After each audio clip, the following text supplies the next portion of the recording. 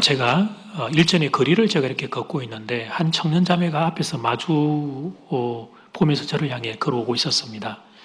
근데 걸어오면서 그 청년 자매가 저를 보고 이렇게 환하게 웃으면서 자꾸 이렇게 웃으면서 이렇게 걸어오는 거예요.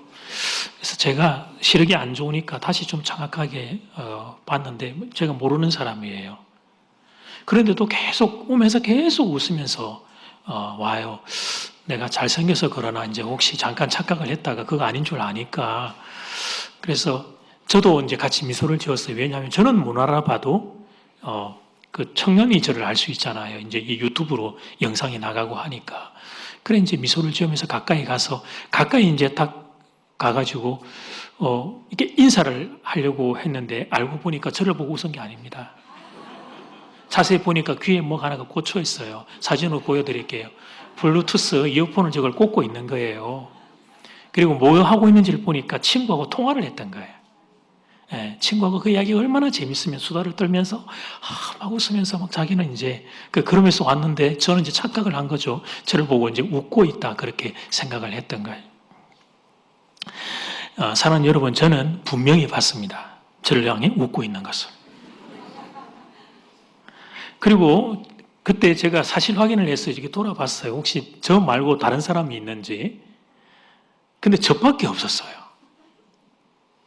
그러니까 그 순간에 날 보고 저 친구가 웃고 있구나라고 생각하는 건 이상한 일이 아니었습니다. 그런데 알고 보니까 그게 사실이 아니었던 거죠. 이 사건은 저에게 작은 충격을 주었습니다. 제가 눈으로 봐도 그게 사실이 아닐 수 있다는 걸 깨달은 거예요. 사람은 객관적인 것 같지만 아닙니다. 우리는 주관적인 존재입니다. 사실 그대로 보는 것 같지만 우리는 다 선입관의 안경들을 다 끼고 봅니다. 이게 인간의 특성이고요. 또 인간의 한계이기도 해요. 결국 인생을 산다는 건 뭐냐면 살아가면서 이런 겸허함을 배워가는 거예요. 젊을 때는 내가 생각하는 게 내가 본 게 틀림없다고 목소리를 높였지만 살면서 몇 번의 과정을 통해 그게 그렇지 않다는 걸 우리가 깨닫고 배워가면서 겸허해지고 마음이 더 공간의 룸들이 넓어지고 이렇게 수용성이 이제 더 커져가는 거죠. 근데 여러분 그게 이제 일반적으로 가야 되는 길인데 그런데 어떻게 하면 좋을지 이 사람들에게서 이런 겸허함들이 잘 보이지 않아서 내가 보았고 내가 인식했지만 그래도 그게 틀릴 수 있다라고 하는 겸허함이 없습니다. 완고함과 고집이 잔뜩 끼어 있습니다. 완고함과 고집에 안경들을 그것도 짙은 색 선글라스를 딱 끼고 있어요. 그러다 보니까 정말 봐야 될 것이 눈앞에 있어도 보지 못하는 그런 안타까운 일이 일어납니다. 눈앞에서 분명한 어떤 사실이 우리를 향하여 하나님께서 어떤 사실을 통하여 우리에게 말씀하시지만 그걸 그대로 받아들일 마음이 이 겸손함이 없는 거죠. 오늘 본문에도 그렇게 안타까운 사람들이 등장해요. 오늘 첫 번째로 볼 것은 마음이 완고한 사람들입니다. 오늘 본문은 요한복음 12장입니다. 앞장이 요한복음 11장에 나사로가 죽었다가 다시 살아났습니다. 세상에 기적이 많다 하지만 죽은 사람이 다시 살아나는 기적보다 큰 기적이 있을까요? 그래서 그 소문이 나사로의 고향이었던 베다리를 넘어서서 예루살렘으로까지 전파가 되었습니다. 그 소문이 그렇게 퍼져가는 중에 이제 요한복음 12장으로 넘어오고 6월절을 맞이해서 예수님이 예루살렘으로 입성하시죠. 십자가 지시기 위해 6월절에 입성을 하십니다. 일명제 종려 주일입니다. 제자들을 필두로 해서 많은 무리들이 호산나 호산나를 외치면서 예수님을 환영했습니다. 죽은 나사로를 살린 예수가 예루살렘에 입성한다라고 하는 그 소식이 군중들에게 군중 심리로 확대 전파가 되었던 겁니다. 그런데 예수님은 자신을 환호하는 무리들에게 무거운 설교를 하셔요. 십자가 나 이제 져야 되겠다 하는 설교를 하시지 않나? 하늘의 밀알이 썩어져 땅에 죽지 아니하면 열매를 맺지 않는다 그런 설교를 하시지 않나? 자꾸 예수님이 그 6월절에 예루살렘의 호산나의 칭찬을 받고 입성하신 뒤에 죽음에 대한 설교를 자꾸 하신 거예요. 그러자 무리들이 한 명, 두 명씩 등을 돌리기 시작했습니다. 조금만 전만 해도 호산나로 환호하고 했던 무리들이 예수님을 이제 정지고 떠나가기 시작한 거예요. 그러면 여러분, 왜? 당시 이 유대인 사람들, 이 무리들은 그 예수님을 덩지고 배척했을까? 죽은 나사로를 다시 살린 기적을 포함해서 수많은 기적을 눈앞에서 주님이 보여주셨고, 그들 중에는 기적의 수혜자도 있었을 거예요. 예수님 때문에 병난이도 있었을 거고, 예수님 때문에 오병이의 떡을 먹은 무리들도 있었을 텐데, 그들은 왜 그 기적을 보고 경험하고도 예수님을 배척했을까? 여러 가지 답이 있는데 딱 제시하는 명확한 40절 말씀이에요. 10절 말씀이에요. 그들의 눈을 멀게 하시고 그들의 마음을 완고하게 하셨으니 이는 그들로 하여금 눈으로 보고 또 마음으로 깨닫고 돌이켜 내게 고침을 받지 못하게 하려 함이라. 아멘. 이 말씀은 이사야 6장의 인용입니다. 이사야 선지자가 말씀을 전할 때 이사야 선지자의 말씀을 그 당시 이스라엘 백성들이 안 들었는데 그때 그 말씀을 그대로 가지고 와서 그 상황이 재현되고 있다는 걸 지금 주님이 말씀하신 거죠. 근데 여러분, 이 40절 말씀은 신구약에 이런 표현들이 여러 번 나오는데 이걸 문자 그대로 해석하면 오해가 생깁니다. 마치 하나님이 그들의 눈을 가려가지고 못 믿었다는 것처럼 해석을 할 수 있기 때문에 그렇죠. 그런데 40절 말씀은 그런 의미가 아니에요. 이걸 좀 더 깊이, 한 단계 더 깊이 캐어 들어가서 다르게 해석할 수 있는 능력이 있어야 합니다. 사람은 태어날 때부터 영적인 눈이 멀었기 때문에 하나님의 영광을 볼 수 없습니다. 사람은 예수님이 눈 앞에 있어도 그분을 알아볼 수 없을 정도로 죄로 눈이 덮여 있습니다. 이미 어두운 사람이기 때문에 또 그를 어둡게 할 필요가 없단 말이죠. 또 사람은 태어날 때부터 마음이 강팍합니다. 그래서 하나님의 말씀을 듣지도 않으려고 하고 깨달을 수도 없습니다. 날 때부터 인간은 완악합니다. 그래서 인간을 또 완악하게 할 필요도 없습니다. 그러므로 오늘 본문 40절에 하나님이 눈을 멀게 했다, 마음을 완악하게 했다는 말은 완곡한 표현으로 이해를 해야 합니다. 눈먼 사람을 눈먼 그대로 내버려 두신 겁니다. 마음이 완악한 사람을 마음이 완악한 그대로 내어 두신 겁니다. 사랑하는 여러분, 우리가 일반적으로 생각할 때 최고의 영적인 기회는 뭡니까? 최고의 영적인 기회. 그것은 예수님을 직접 뵙는 것입니다. 동의하시면 아멘. 아멘이죠. 예수님을 직접 뵙는 게 최고의 영적인 기회예요. 예수님의 설교를 직접 듣는 거예요, 육성으로. 예수님의 기적을 내가 내 눈앞에서 보는 거예요. 그런데 오늘 이 본문 당시 유대인들은 그런 영적인 기회를 얻었습니다. 그런데도 이들이 마음을 열지를 않습니다. 육신의 예수님을, 성육신하신 예수님을 눈앞에서 직접 보았는데도, 그런데도 그들이 예수님을 믿지 않습니다. 인간의 마음이 얼마나 완고한지를 보여주는 장면입니다. 본문의 유대인들이 그러므로 하나님 앞에 가서 그렇게 해놓고 이들이 핑계댈 수 있을까요? 자신들이 예수님을 밀어내고 배척했던 것에 대해서 하나님에게 이 사람들이 핑계댈 수 있을까요? 핑계댈 수 없습니다. 그들은 너무나 큰 영적인 기회를 스스로 걷어차 보였기 때문입니다. 예수님 직접 뵙는 은혜를 그들은 누렸건만 그럼에도 불구하고 예수님을 배척했기 때문입니다. 핑계 없는 무덤은 없다. 그런 속담이 있습니다. 그러니까 무슨 일에라도 핑계가 있다는 거죠. 큰 잘못을 저지른 사람들도 다 핑계가 있고 변명이 있습니다. 그러면서 사람들은 그 원인을 다른 곳에서 찾으려고 합니다. 그렇지 않으면 자기 잘못을 시인해야 하기 때문이죠. 그러면 부끄러워지기 때문입니다. 그러니까 인간은 자기 부끄러운 거 인정하기 싫어서 애꿎은 타인과 애꿎은 상황에 변명을 하려고 하는 존재입니다. 그래서 인간은 죄인입니다. 잘 되면 다 자기 때문입니다. 안 되면 조상 탓이고 부모 탓입니다. 사람이 이중성입니다. 그동안 우리가 평안하게 살 때, 잘 살 때는 하나님 덕분에 이렇게 잘 살게 되었다고 생각 안 했습니다. 그런데 인생의 어떤 조그마한 어려움만 와도 우리는 곧바로 하나님께 원망합니다. 왜 하나님은 나만 싫어하시느냐고 하나님께 원망을 합니다. 그렇다면 여러분, 그 원망에 타당하려면 그 이전에 이런 말도 했어야 합니다. 우리가 평안할 때, 우리가 잘 살 때 하나님, 이게 무슨 일입니까? 내가 한 게 뭐가 있다고 하나님 내게 이렇게 큰 복을 주십니까? 하나님께 그런 질문을 했어야 합니다.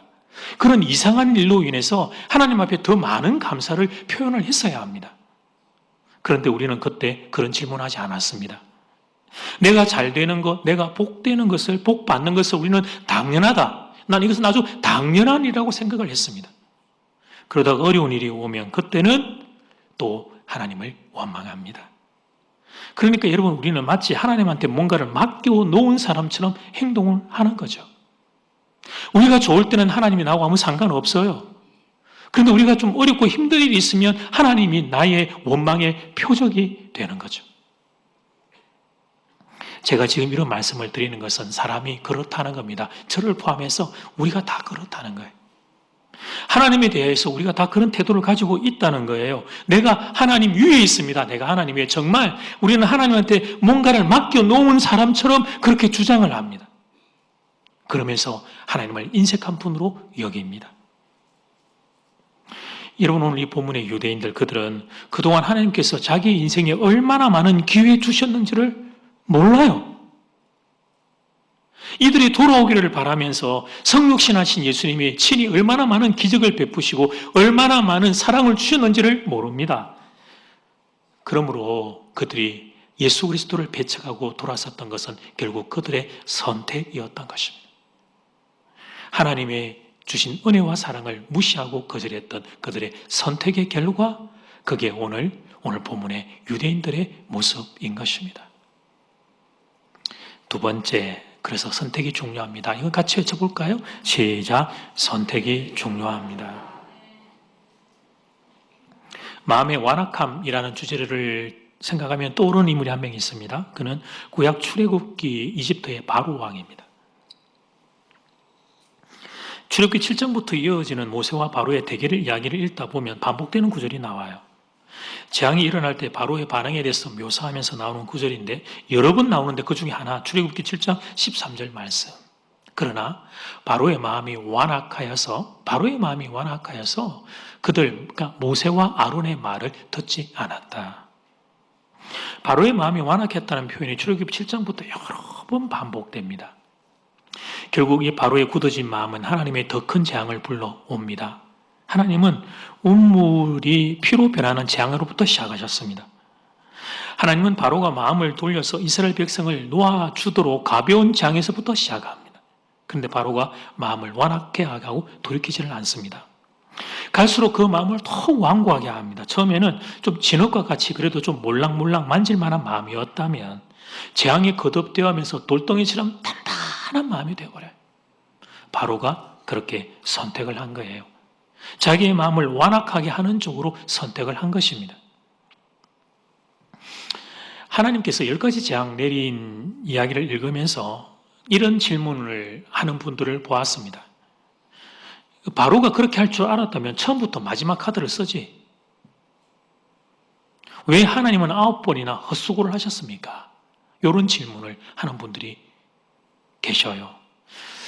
할 수 있는 질문이고 논리적인 질문처럼 보이지만 그분들이 놓치는 사실이 하나 있는데, 그건 뭐냐면 바로 왕 역시 하나님의 사랑받는 존재라는 사실을 놓친 거예요.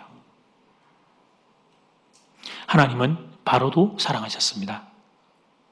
하나님은 바로에게 돌이킬 수 있는 기회를 주시기 위하여 그 10번의 기회를 그에게 제공하셨던 거죠. 불행하게도 바로는 그 기회를 9번이나 걷어차버립니다. 흙은 적당한 습기가 있어서 보들보들할 때 생명이 피어납니다. 그런데 그 땅에 가뭄이 들어서 바삭바삭 말라버리면 생명이 자라기가 어렵습니다. 결국은 돌처럼 탄탄하게 굳어져서 황무지가 되어버립니다. 마음도 마찬가지입니다. 하나님에 대해서 우리의 마음을 완고하게 하다 보면 어느 순간 내 마음이 돌처럼 경화가 되어 단단하게 굳어지는 비극을 마주하게 돼요. 그렇게 되기 전까지 하나님은 그 마음의 문을 계속 콩콩콩 마음의 문을 두드리십니다. 지금도 말씀으로 여러분의 마음의 문을 두드리고 계시죠. 그런데 여러분, 인생 가운데 더 이상 두드려도 소용없는 순간이 와요. 콩콩콩 두드리다가 안 들리면 그 쿵쿵 두드리다 나중에는 쾅쾅 두드려도 전혀 반응 없는 순간이 와요.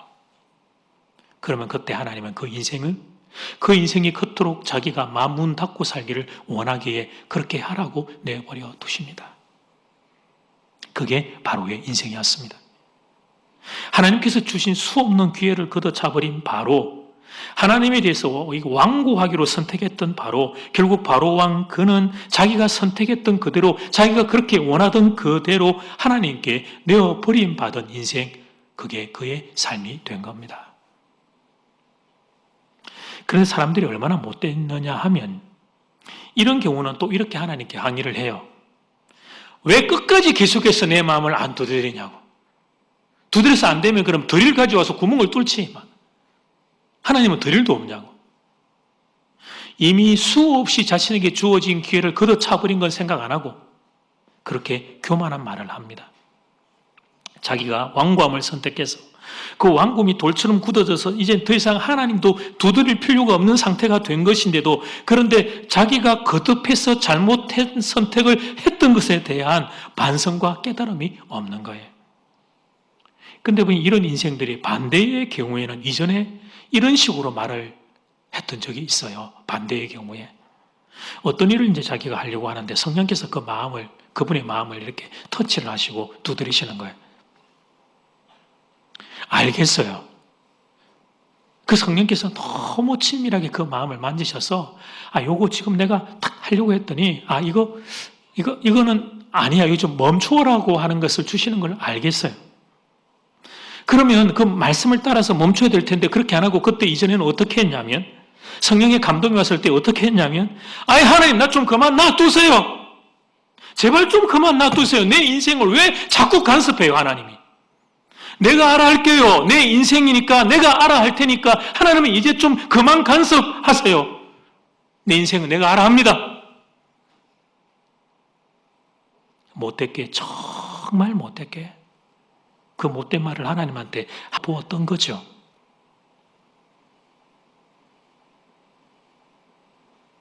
간섭하지 말라고, 관여하지 말라고, 하나님한테 나 좀 그만 놔두라고 대들었던 거예요.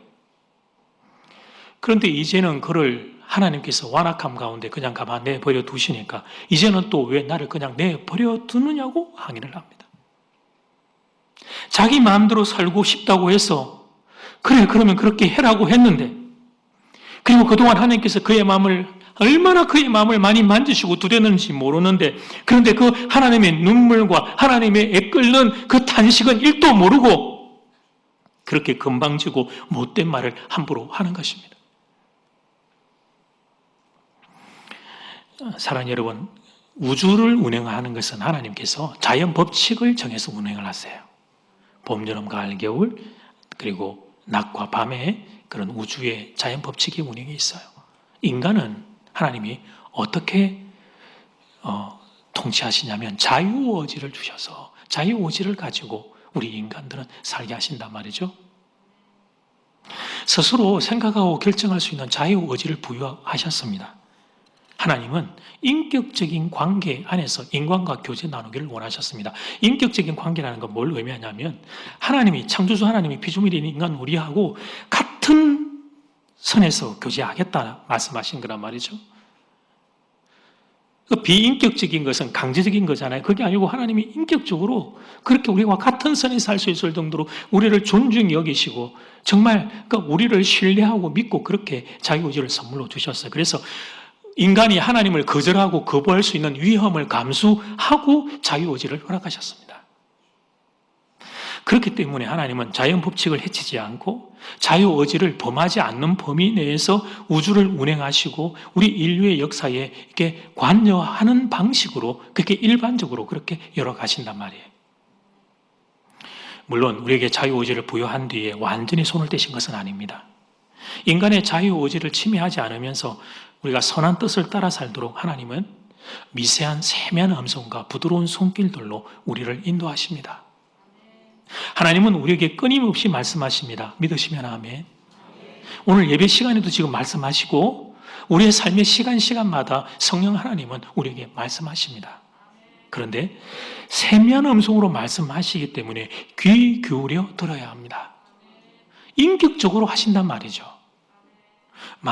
그래서 우리가 우리의 마음을 부드럽게 만들어서 하나님의 손길에 민감해질 수 있어야 합니다. 하나님께서 하나님의 그 손으로 우리의 마음을 싹 어루만지시면 또 여러분 우리의 등을 이렇게 탁 치시면 하나님이시군요. 성령님이시군요. 내가 어디를 가려고 했는데 하나님께서 내 마음을 싹 이렇게 만지시면 멈추라고 하시는 거군요. 이렇게 가야 되겠다고 생각했는데 용기가 없어서 주춤주춤하고 있을 때 성령께서 내 등을 이렇게 내 등 위에 손을 이렇게 탁 올려주시면서 싹 미는 것 같으면 주님 의지하여 제가 믿음의 걸음을 내디디겠습니다. 이런 영적 민감함이 살아있어야 한단 말이에요. 그러나 반대의 경우도 있어요. 반대로 그분의 음성 듣기 싫으면 얼마든지 무시할 수 있습니다. 세상에 어떤 이런 자유를 우리에게 주셨는지. 하나님의 손길이 싫으면 얼마든지 나 싫어요. 못 듣게 뿌리칠 수 있어요. 그런데 그 손길을 우리가 자유가 있기 때문에 뿌리칠 수 있지만 겉옆에서 뿌리치다 보면 우리의 마음이 완고해집니다. 나중에는 이 마음이 강팍해져서 하나님을 배척하고 하나님이 없다 생각하는 지경까지 떨어지는 거예요. 이게 하나님과 바로 왕 사이에 일어났던 일입니다. 이게 오늘 본문의 예수님과 유대인들 사이에서 일어났던 일입니다. 안타까운 것은 지금 이 시대에 하나님과 우리들 사이에서도 이 일이 일어나고 있다는 게 안타까움이죠. 애주가들이 하는 말이 있습니다. 처음에는 사람이 술을 먹고 다음에는 술이 술을 먹고 마지막에는 술이 뭘 먹죠? 알면서 애주가라고 할까 싶어가지고 마지막에는 술이 뭘 먹어요?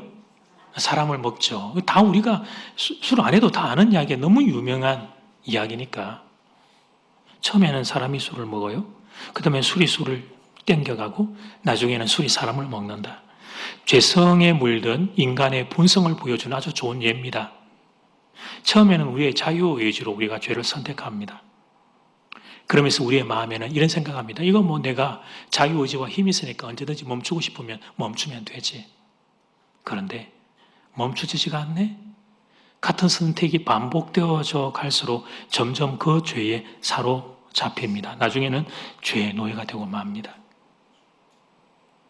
사도 바울은 이것을 하나님의 내버려 두심이라고 우리에게 가르쳐 주셨어요.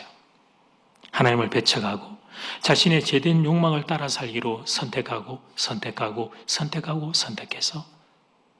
그의 선택이 계속 지속적으로 반복되어서 그래서 하나님께서 그냥 내버려둔 상태. 로마서 1장 28절은 이렇게 기록하고 있는데 같이 한번 읽어볼까요? 시작. 또한 그들이 마음에 하나님 두기를 싫어하며 하나님께서 그들을 그 상실한 마음대로 내어버려 두사 합당하지 못한 일을 하게 하셨으니 아멘. 말씀 잠깐 띄워놓으면 그들이 마음에 하나님 두기를 싫어했어요. 그래서 하나님께서 그 상실한 마음 그대로 내어버려 둔 겁니다. 그들이 원하는 그대로. 이집트의 바로왕이 그랬고 말씀은 되었습니다. 본문의 유대인들이 그랬어요. 안타까운 것은 이 시대에 많은 사람들이 그렇게 삽니다. 그러면서 하나님께 원망하고 하나님께 핑계를 대요. 하나님 날 덜 사랑해서 그렇다고, 하나님 내게 은혜 안 주셔서 그렇다고, 나에게서 원인을 찾지 않고 하나님을 향하여 원망과 핑계를 한단 말이죠. 결론인데요. 이게 지난해 여름에 있었던 일입니다. 한 대학생 딸이 엄마에게 이런 말을 했습니다. 엄마 있잖아요. 딸이 막 와가지고 엄마한테 애교를 떨면서 내 옷장과 우리 집 냉장고의 공통점을 찾으세요, 엄마. 그래서 엄마가 시큰둥하게 뭘 하도 이런 일을 많이 당해봤기 때문에 그래 그게 뭔데? 뭐가 공통점인데? 있잖아 엄마. 뭐가 공통점이냐면 내 옷장하고 우리 집 냉장고하고 뜸을 들이면서 하는 이야기 그 공통점이 뭐냐면 내용으로 꽉 차 있는데 쓸만한 게 하나도 없어요. 그 이제 냉장고 문 열면 먹을 만한 음식이 하나도 없다 이거지. 그동안 엄마가 해준 음식이 맛없다는 걸 그렇게 돌려서 말을 한 거예요. 엄마가 알아들었습니다. 그래서 그 엄마가 알아듣고 열불이 나서 했던 말. 그러면 네가 이 삼복도에 마트 가서 직접 장 봐가지고 와서 뜨거운 열기에서 조리기구에서 네 음식에서 한번 만들어 봐라. 입만 살아가지고 팽팽 놀면서 그냥 먹을 줄만 알고 만들지는 않으면서. 자녀들은 엄마를 일꾼과 몸종으로 생각하는 경향이 있습니다. 자기들을 위해 당연히 밥을 해줘야 되고, 당연히 빨래를 해줘야 되고, 당연히 청소를 해줘야 되는 일꾼으로 생각합니다. 그런데 여러분, 그런 게 세상에 어디 있습니까? 엄마라고 당연히 해야 되는 그런 법칙이 어디 있냐 말이죠. 그래서 자녀들은 그러므로 날마다 어머니에게 감사해야 돼요. 그게 정상이죠. 누가 나한테 밥 해주고, 누가 내 빨래 해주고, 누가 내 방 청소를 해준단 말이에요, 세상에. 그런데 웃깁니다. 자기들이 오히려 더 큰 소리를 칩니다. 오히려 자기들이 엄마에게 더 큰 소리를 쳐요. 진짜 엄마한테 뭘 맡겨놓은 사람들 같아요. 엄마한테 한 100억을 맡겨놓아가지고 그래서 뭘 뽑아내는 사람처럼 큰 소리를 치는 거죠. 그러니까 정신이 없어도 한참 없는 거예요. 이런 예는 우리의 삶에 무궁무진하지만 삶의 가장 기초가 되는 한 장면을 여러분에게 끄집어내서 보여드리는 거예요. 사랑하는 교회 여러분, 사람들이 왜 이럴까요? 그렇습니다. 인간의 기본 값이 죄인이기 때문입니다. 그냥 놔두면 우리는 죄인입니다. 죄인된 속성이 터져 나옵니다. 감사보다는 원망과 불평이 나옵니다. 신앙보다는 불신앙이 나옵니다. 타인에 대한 칭찬보다는 타인에 대한 비난이 나옵니다. 하나님을 존중하기보다는 하나님을 배척하는 것이 나옵니다. 그게 인간의 기본 값입니다. 거기다가 이 세상이 하나님을 배척하는 온갖 세계관들을 교묘하게 퍼뜨리고 있는 중이죠. 이런 세상에서 우리는 어떻게 살아야 할까? 어떻게 살아야 애굽의 바로 왕처럼 되지 않을 수 있을까요? 애굽의 바로도 천근과 같은 기회가 주어졌어요. 모세가 앞에 있었잖아요. 모세를 통해 하나님의 기적이 그의 눈앞에 펼쳐지고 있었잖아요. 그런데 어떻게 그런 그 천근과 같은 기회를 날려버렸을까 말이에요. 어떻게 오늘 본문의 유대인처럼 우리가 되지 않을 수 있을까요? 이런 안타까운 일이 우리 생에는 일어나지 않을 수 있을까 말이에요. 예수님이 눈앞에서 설교를 하시고 예수님이 눈앞에서 기적을 베푸시는데 어떻게 그들이 완고하여 주님을 만나지 못할 수 있단 말이에요. 어떻게 해야 돼요? 어떻게? 버젓이 알고 있는 역사의 이 사실 우리가 반복하지 않으면 어떻게 해야 되죠? 그건 사랑하는 교들이여 마음을 지키는 것입니다. 마음을. 잠언 4장 23절 말씀 같이 읽어볼까요? 시작. 무릇 지킬 만한 것보다 더욱 내 마음을 지키라. 생명이 권하니 이에서 남이니라. 아멘. 무릇 지킬 만한 게 많아요. 그러나 내 마음을 지켜야 된다. 마음을. 생명이 권하니 이에서 나와요. 부드러운 마음을 지켜야 된다. 부드러운 마음.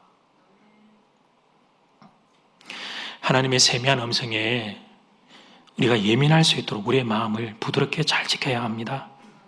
그분의 음성이 들려오고 그분의 손길이 느껴질 때 순종해야 합니다. 성령님이 제게 말씀하십니다. 안 목사 정말 세미하게 말씀하십니다. 그건 아니야. 거기까지야. 거기까지만 하면 좋겠어.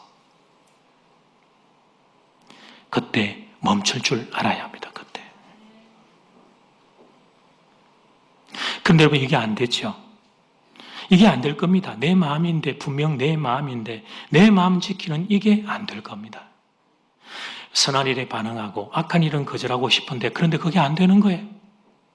어떻게 된 게 나를 보면 성령님 싫어하는 일만 꼭꼭 골라서 하고 있고 어떻게 된 것이 자꾸 못된 생각 악한 말들만 하고 있는 겁니다. 예수 믿은 지 10년이 지났는데 예수 믿은 지 20년이 지났는데 예수 믿은 지 30년이 지났는데 그런데 나는 여전히 이러고 사는 겁니다. 그러면 어떻게 해야 되죠? 어떻게 해야 선한 일에 반응하는 부드러운 마음이 될 수 있습니까?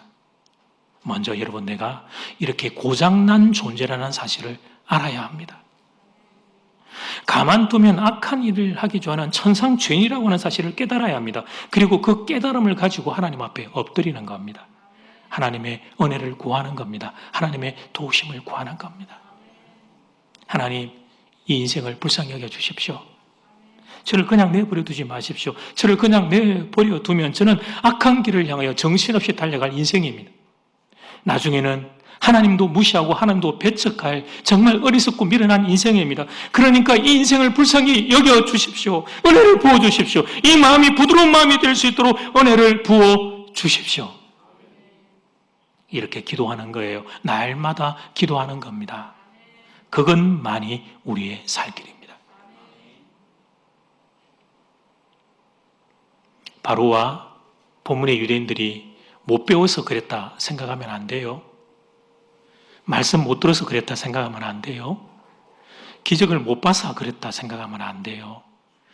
그들의 마음이 완고하기로 선택했던 거예요. 사랑하는 여러분, 저는 이제 말씀을 맺으면서 여러분을 축복하려고 해요. 여러분의 마음은 착하고 좋은 마음 되기를 바랍니다. 악한 일들은 거부하고 좋은 마음 되기를 바랍니다. 성령의 감동에 부드러운 마음 되기를. 그래서 30배, 60배, 100배의 60배, 100배의 열매를 맺는 복된 인생 모두가 되기를 주의 이름으로 축복합니다.